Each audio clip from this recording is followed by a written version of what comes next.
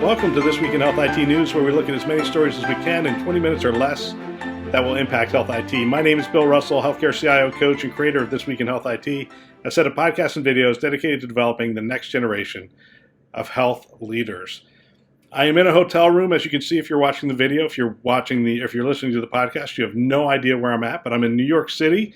Going to hang out with a couple of CIOs and this week in New York, and look forward to that conversation on innovation and maybe sharing some of that with you in the future, depending on what we talk about. Looking forward to that. But there's a lot of news stories going on this week. We have the start of the Clone Wars. No, not the Clone Wars, the Voice Wars. We have Amazon Transcribed Medical has come out. We also see that, down here, Microsoft, Nuance and Microsoft have announced a partnership, so we'll read that together, see what that's about. The VA sees a surge in veterans using telehealth services, and we will talk about that. Amazon taps first pharmacy for Alexa medication management. Apple has survived the backlash of the tech world, while Amazon, Google, and Facebook continue to get it, and it's about trust. Publix commits $4 billion to food donations, and many more stories to cover. So we're gonna do the same format we did last week. It was our first attempt at it. I got a little bit of feedback, but I think the holiday week stifled the feedback a little bit. But what we're doing is, you got tired of me just saying, "Hey, I've got 10 stories and I only cover 3." So what I'm going to do is I'm going to go through 10 stories real fast, what the story's about, and what the so what is on the story, and then come back to a couple and go a little deeper in that. And that way we'll get to all 10 of the stories. We want to thank our founding channel sponsors who make this content possible, Health Lyrics and VMware. If you want to be a part of our mission to develop health leaders, go to thisweekhealth.com/sponsor for more information. This episode is sponsored by Health Lyrics. When I became a CIO, I was really overwhelmed at first, and one of the things I did right off the bat was to hire a CIO coach to walk with me through the journey. This is someone who has wisdom that can only be gained through years of experience, and it was invaluable to my success in the role, and I now coach CIOs through Health Lyrics. If you want to learn more, visit healthlyrics.com or drop me a note at bill@thisweekinhealthit.com. And don't forget, we're in the last of the handful of Chimes CIO interviews. I think they'll go through through Thursday of this week, and then on Friday we're going to hear from SCL Health, the guys in Craig Richardsville, and the people from Colorado, Denver, Colorado. So, and also don't forget Drex4's new service, 3X Drex. You can get 3 stories texted to you 3 times a week from a CIO perspective. Just text Drex to 484848, and you'll get those. And I like calling that out because, again, I love using his service to identify some of the stories I'm going to talk about. Okay, so going to do a little different. We're going to go through the top 10 stories and see what we talk about. Let's take a look at Amazon Transcribed Medical. This is probably the newest of these stories. And the reason we're talking about the reason it's one of the newer of the stories is you have the Amazon reInvent conference going on this week. And with that, you will have a bunch of Amazon announcements coming out. So we'll probably talk about them a little bit more in this episode than usual, just because this is their big event, the AWS event. So let's see. In 2017, Amazon launched Amazon Transcribed, an automated speech recognition service that makes it easy for developers to add speech to text capability to their applications. Today, they are extending that to medical speech with Amazon Transcribed Medical. And, you know, it's, let's see. Thanks to Amazon Transcribed Medical, physicians will now be able to easily and quickly dictate their clinical notes and see their speech converted to accurate text in real time without any human intervention. Clinicians can use natural speech and do not have to explicitly call out punctuation like comma or full stop. This text can then be automatically fed into a downstream application such as EHR systems or the AWS language service, which Amazon Comprehend Medical for entity extraction. In this spirit, and so you have, so they release the service, you record in a standard format, you send it up to Transcribe Medical, it then takes it and turns it into text. I'm not going to say the so what on this until I get to the next story, and then I'll come back to it. So, Nuance and Microsoft announced partnership to tackle clinical burnout, and this will be around voice. ACI is built on Nuance's Dragon Medical One cloud platform and speech recognition and natural language understanding technology. The partnership will combine Nuance's expertise of conversational AI, clinical documentation, and decision support solutions for healthcare with Microsoft's strength in delivering cloud and AI solutions. Dragon Medical One, a secure cloud-based speech platform for where physicians and other clinicians already help securely document, so forth and so on. The ACI platform has already begun to roll out to select customers in beta form, and the companies plan to formally introduce a joint technology in early 2020 across several key specialties, as well as expanding capabilities for additional specialties over the following 24 months. So what's the so what for this? The so what for this is ambient listening, voice technology is ready. It's not ready. It's close. It's really close. Close enough that it should be in your plans for 2020. If it's not in your plans for 2020, you're going to be probably missing the boat and falling behind a little bit. I know that we have a lot of people have Nuance throughout their health systems. This represents the next step, I believe. I think you're going to see voice. We talked to Orbita. You're going to see voice platforms start to emerge that allow you to automate the workflows within the health system. You're going to see voice and AI come together so that you're going to see a lot of this really address the clinical burnout. And, clinicians didn't sign up to be, data entry clerks. And it leads to so many issues, so many problems. It's much better if the technology understands what's being said and makes that into a note that's readable, and then takes into account the things that need to be taken into account in order to create the proper bill, the proper regulatory environment, and all those things. So you start to take all that burden off the clinicians and make that really handled by the computer systems. And this is going to be we all know this is going to be a significant move forward in workflow, in the experience for the clinicians and the experience for the patients. This is a good thing. And I'm glad to see the Titans weighing in, the Amazons and Microsofts weighing in. You also have Google weighing in as well with this. You have them bringing their AI technologies, their machine learning technologies, their cloud technologies. So you're going to see this proliferate very quickly, I believe. I think you're going to see, you may want to reevaluate your voice technologies and really look for platforms next year. So the so what for this is, next year is the year to really start to figure out what your platforms are going to be for conversational and voice technologies throughout the health system. From the patient interacting with voice in the home, that is communicating back to the health system, all the way to the operating room, to the exam room, to the clinician's office, across the board. The keyboard is not going away, but the keyboard will be minimized significantly in the interaction with the EHR. And there's going to be a lot of different plays. Look for platforms. Platforms are going to be key in making this happen. So those are two of the big stories to start with. The VA. This is actually a pretty easy story to cover. So VA sees a surge in veterans' use of telehealth services. More than 900,000 veterans used the agency's virtual care in 2019 with their use of the VA's Video Connect app, up 235% in the same period. They also have noted in here that a majority of that is veterans using the mental health through telehealth platform. So, so there's two big wins here, and I think bode well for organizations that are looking to make a business out of telehealth. Telehealth is a much better experience than going to an urgent care center.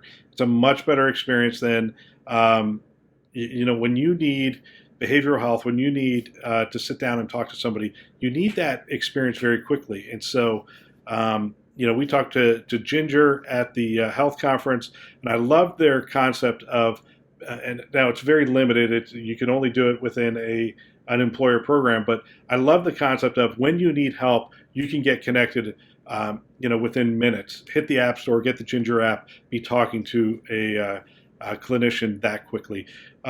So the so what for this is telehealth is a viable business model. It will continue to grow. You have to figure out how to get it paid for still. That becomes still the challenge. The thing with the VA, and the reason we're seeing it surge in the VA, is because there's no payment mechanism. It's very easy to do. So the payment mechanisms still have to marry with telehealth services. But I think what you're seeing is people saying, hey, I'm willing to pay for the convenience. 10, 15, $20. We have to figure out what that equilibrium is on the price that people are willing to pay for that telehealth visit. And then it start to expand it and then expand the services on top of it. So I think that is an important move. Let's see. That's the VA story. Let's go to this one. This is a modern healthcare story. Amazon taps first pharmacy for Alexa RX management. So Amazon on Tuesday unveiled what the company hopes to be the first step in a broader effort to let patients manage their medications using Alexa. The company's voice assistant is the cornerstone of the tech giant's push into the healthcare sector. This past spring, Seattle-based Amazon launched the invite-only program for healthcare companies, including hospitals and health insurers, to develop skills and transmit protected health information through the voice assistant while meeting HIPAA compliance. The new skill collaboration between Amazon and medication management company Omnicell was built as part of that program. Amazon partnered with supermarket and pharmacy chain Giant Eagle for the skill's initial launch. Customers of the chain, which has more than 250 pharmacy locations in the Midwest and Mid-Atlantic, are now able to review their current prescriptions, set reminders, and take medications and request prescription refills through the new Alexa feature. The reason I highlight this story is I think it's important for us as healthcare providers, health IT providers, to realize that there is a battle for the home that is starting to go on, and we want to be in that battle. We want to be in that conversation. And right now, what's happening is you have Amazon hooking up pharmacy information, probably through their pill pack or through this partnership, where people like my father-in-law, who are 87 years old, who forget to take their medications, you can set reminders on Alexa. Now, he interacts with Alexa with his Amazon Echo all the time. It's it plays his country music for him. It really is kind of an amazing dynamic between an 87-year-old whatever octogenarian, whatever the term is for it, and technology, and it's a very natural connection. He asks about the football scores, about what games are on today. How are the Cowboys doing? And it's a very natural. They've created something that's very interesting, and it connects very well into the natural workflow of the home.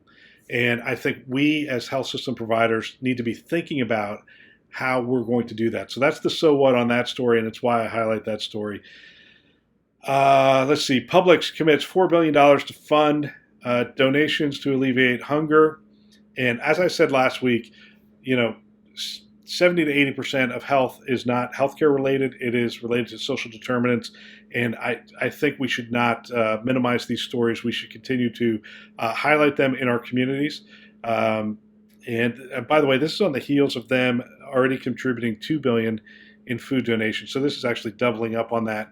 And the commitment's over another 10 years, I believe. So another $2 billion towards food donations to alleviate hunger. Again, figure out the partnerships that are going to matter for delivering health. Healthcare is about restoring health. How are we going to deliver health, keep people healthy in our communities? And I think it's through partnerships with companies like Publix, who are making these kinds of commitments. We talked about Amazon reminding you of your pills. I did these stories out of order. Nuance Microsoft, we talked about that. Here's one. Patients open to remote monitoring. There it is. Patients open to remote monitoring to reduce doctor visits, survey shows. And overall interest in wearable devices such as Fitbit and Apple Watch was high, with more than half of those polled saying they would use such a device at home. And I think the important thing here is to realize people are willing to trade privacy for convenience, for cost, for benefits to them. So there is these ads now that are coming out. You have people who are driving around, don't mess with my discount, right? So they're driving around with an app on their phone, which is monitoring their movement of their car, their speed of their car, and where they're going. And what people are essentially saying is, you know what? For State Farm or for Progressive or whoever it is, I think it's those are the two I remember. Um, I'm willing to trade my privacy information if you are willing to reduce my costs or if you are willing to fill in the blank. I think that same opening exists for healthcare if we're willing to walk through it, if we're willing to come up with the solutions that add value to people's lives, reduce the cost of care, improve their overall health, and that privacy trade is going to be one that they're willing to make. So, I, so here's another one, another Microsoft story. And I highlight this because we don't talk about security. We have a security episode coming up in a couple of weeks with the Cleveland Clinic team where we talk about security in depth. And I think it's going to be a good episode for people to hear. And it's actually the last episode where Ed Marks was still the CIO of Cleveland Clinic. He has now moved on. And I did it with him and his chief security officer. Really good episode. I appreciate Ed putting that together. This story is from the MIT Technology Review, which is one of my favorite um, journals to read. And the reason is because it really goes in depth on the technology. So, inside the Microsoft team, tracking the world's most dangerous hackers. And what it talks about is that the Pentagon recently awarded Microsoft a $10 billion contract to um, transform and host the U.S. Military's cloud computing system. But as part of that, what they needed to demonstrate was their ability to protect that data. Because if you think the health system is under attack pretty often because people want access to those records, the Pentagon is under attack literally by nation states all the time. And they go into detail here of how Microsoft has really organized itself in such a way to monitor these attacks and to start thinking like attackers. And they have set up some really cool groups that are dedicated to certain countries, certain attack vectors, um, certain groups, hostile groups. And what they're doing is they're taking this massive amount of data that they receive. And because they're monitoring and processing it in real time, they're able to respond very rapidly to these attacks. As they evolve, they're able to evolve. Because when you think about it, we send data to Apple and Microsoft pretty often when our system fails or when our system has an issue or those kind of things. And they're taking that telemetry data and they're marrying it with other systems to identify when the attacks are hitting and how they're spreading throughout. I think this is interesting. Microsoft used to be the biggest hole within most organizations back in the Windows XP days. And I think they got their act together and they continue to evolve to now being at the point where they can be trusted with the security of the Pentagon. Now, I know it's more complex than what I'm making it and what this story makes it out to be. You're talking about many vectors. You're talking about a lot of new technologies, a lot of new things. But Microsoft has stood that up. The so what for this story, and it's worth a read. The MIT Technology Review, Inside Microsoft Team, Tracking the World's Most Dangerous Hackers. And the so what for this is around security. It is really good to identify partners at this point. Anyone who's trying to go to do the security thing on your own, thinking that your staff is good enough to defend against the attacks that are coming into healthcare, first of all, that's a huge mistake. And I don't think that represents a lot of health systems, but I think some think that their chief security officer or their dual factor authentication is protecting them. The reality is, I'll just share from my experience. The biggest breach comes through your people are giving away their passwords. They just absolutely will give away their passwords, and they'll give them away not maliciously, they'll give them away in ways that are it's crafted for them to do it, and they give it away by using their same password that they're using on their clinical systems, on their banking system, and on other systems that may not be as secure. The average person isn't remembering 100 passwords, and when you think about 100 passwords, you think, oh, well, that's crazy. But I'm using one of those password things, and I thought, I wonder, let me check how many passwords this thing is holding for me. It's holding 125 passwords. Well, no individual is holding 125 passwords, and so what they do is they end up, if they're sophisticated, they end up with a pattern that they're using. The passwords are different, but the pattern is the same, so that all they have to do is remember the pattern, and they can figure out what their password is for these various systems, or they can anyway. There's a lot of reasons they give them away. The second is, phishing and spear phishing and targeted attacks cause them to give it away. And, I used to think that, these attacks were for unsophisticated users, and they're not for unsophisticated users. I was just with a CIO who said, for the first time, he fell victim to one of they do the internal spear phishing and phishing attack software to test their group and to educate their group, and it's gotten much more sophisticated as it's gone along, and he fell victim to one of the emails here recently, and I think that's true. I think the attacks are getting more sophisticated, and it's getting harder to protect. You need a partner that has a very sophisticated way of monitoring exfiltration, monitoring anomalies of patterns across your wire, monitoring your perimeter, but also the new devices that are going to be moving stuff in and out, right? So, are you using TLS2? How are you encrypting that data? Is that data really safe from one end to the other? I just think security has gotten so sophisticated that it requires an outsourced partner relationship. Not outsource it completely, but to bring in that expertise to help you out. And the final story, and I'm still getting used to this format. It's a little different for me. We're going to go into is why Google's move into patient information is a big deal. This is David Blumenthal. And this goes into the story that we've been covering for the last 3 weeks. And I'm just going to hit on it at the end here. So a recent agreement between Google and Ascension, huge national health system, which we've talked about, is yet another sign of how digital revolution is transforming healthcare.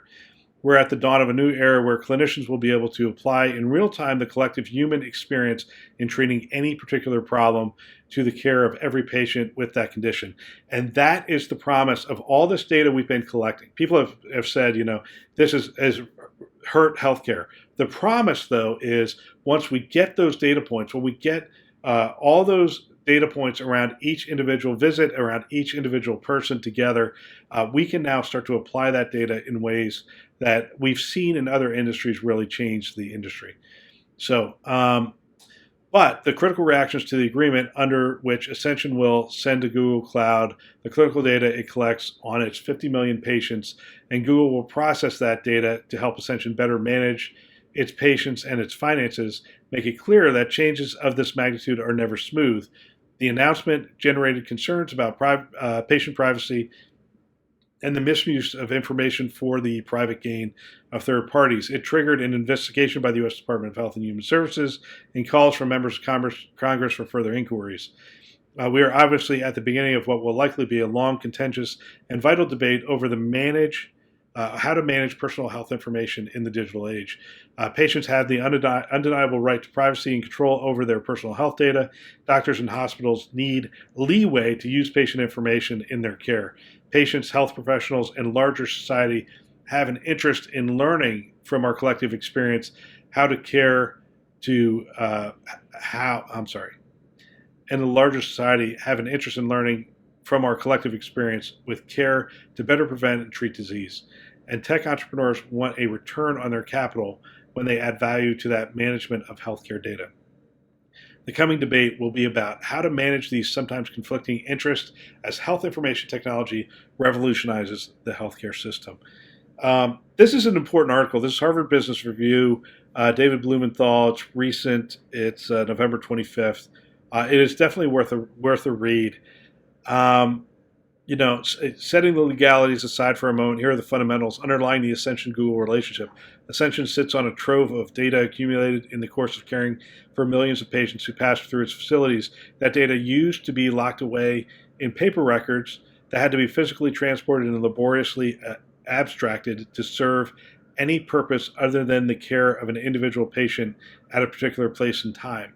As a result, the near universal adoption of electronic health records over the last decade, all that information is now stored in electrons that can flow instantly to wherever it's needed and useful to provide patients privacy, and it's protected.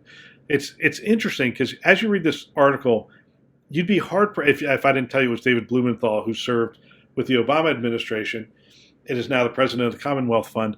You would not know what administration this was from because I could easily have I could say this was an article with Secretary Azar or Seema Verma. The reality of this argument is that both the